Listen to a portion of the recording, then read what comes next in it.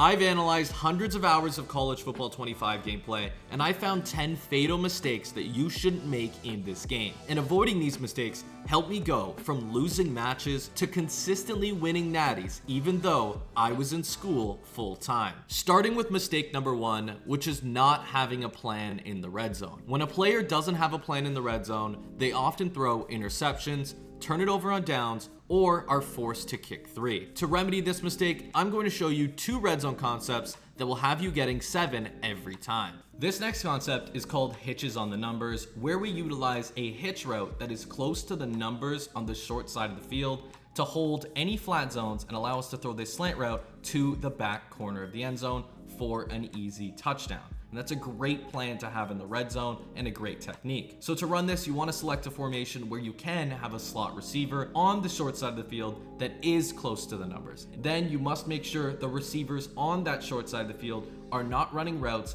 near the hitch, so going towards that side of the field. So this corner and this table route will really make this not work. So I'm just going to block them for this example, but you could of course put them on drags, in routes, anything that isn't infringing on that hitch. And then all you have to do is put your middle receiver, or really any receiver, on a slant route that would go over the hitch. And you're going to notice when I call this play, you're going to see the slant route will be wide open in the back corner of the end zone for an easy possession catch. Now that's versus a cover 2, but versus a cover 3 or a cover 4 defense where they could have curl flats on the field, you're going to see the exact same thing is going to happen. We're going to be able to throw the slant for an easy touchdown.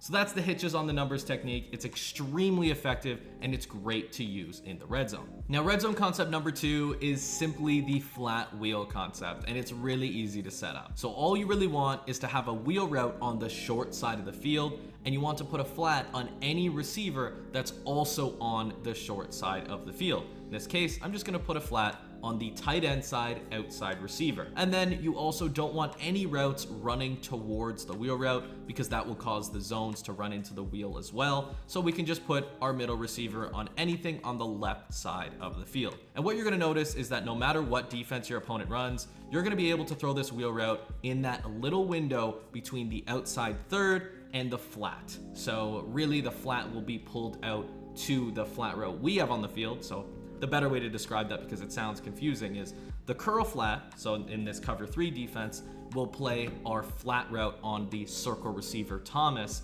leaving the wheel route wide open inside of him. So what you're going to see is when I snap the ball, we're going to be able to throw the wheel right here for an easy possession catch every single time. Now you might say that's a cover 3 defense. What if they run a cover 2 defense where they have vert hooks? There's no way a vert hook doesn't cover that. Well, you're going to see that even if they run a cover 2 defense, you're still going to be able to throw inside of the flat, and it's even going to be more open.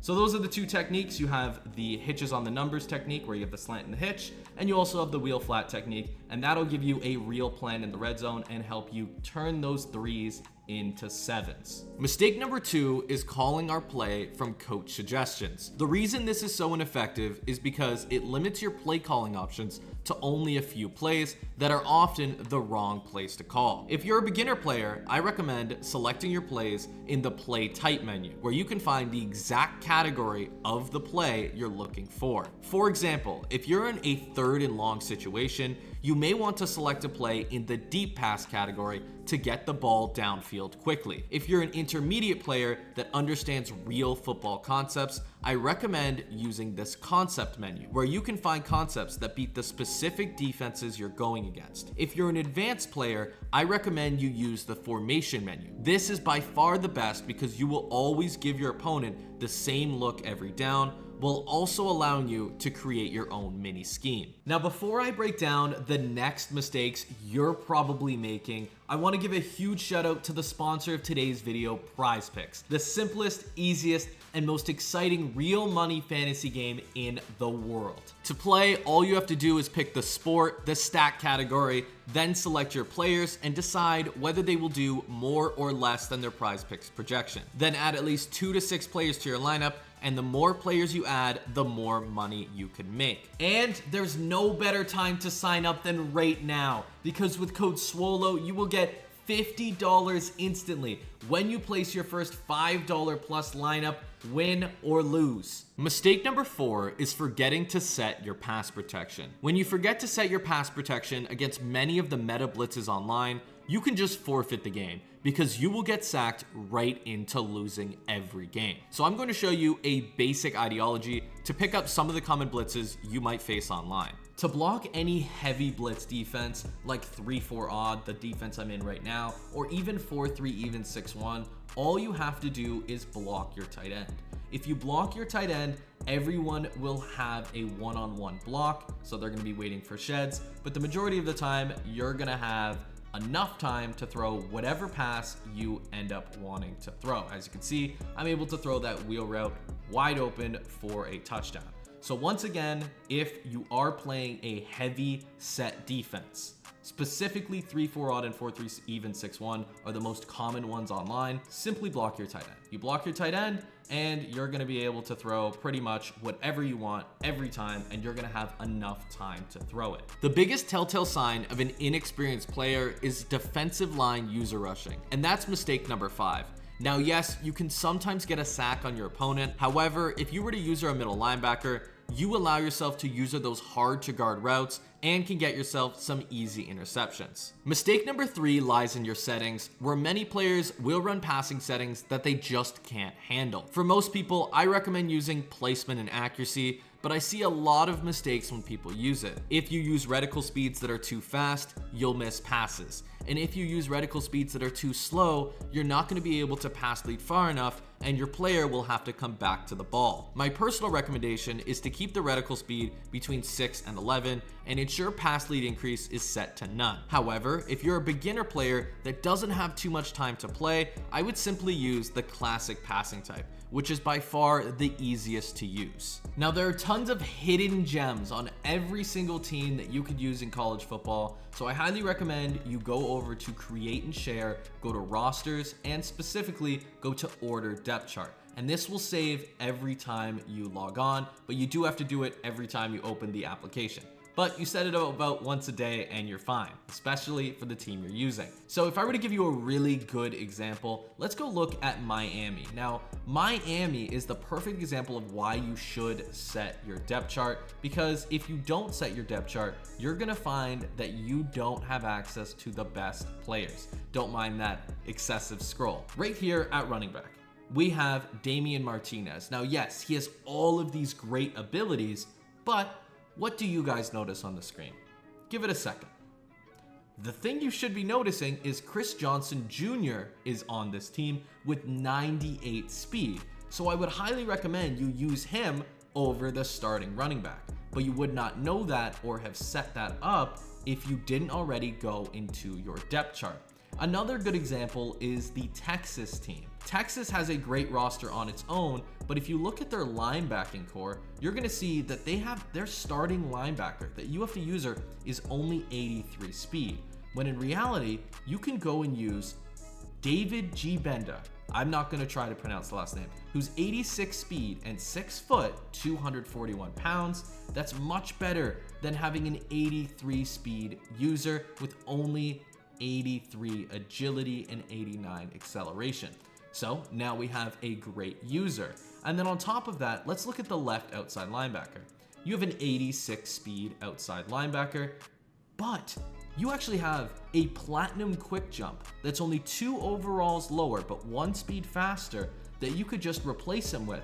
And now you're gonna have a player that will jump the snap every single time and is also faster.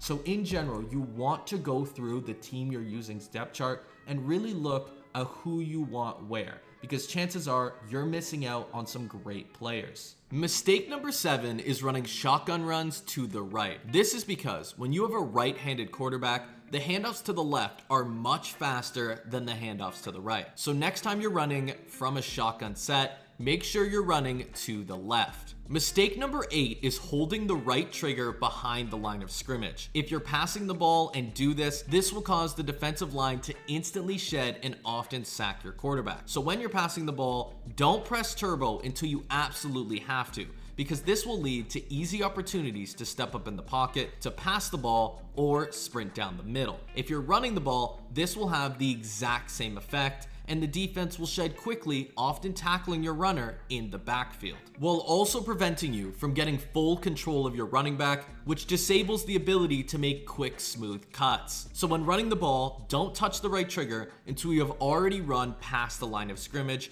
guaranteeing you the best chance at easy yards. This also lets you play like Le'Veon Bell used to, where you can sit behind the line of scrimmage and wait for a hole to open and get easy gains. Mistake number 9 is one of the worst, and I see it at every level, which is having bad pocket and taking sacks when you don't need to. The easy way to immediately have good pocket right after watching this video is to implement this one technique, and all you have to do is just when you snap the ball, make sure you're holding the left stick up, because if you don't do that, the first step of your quarterback is back.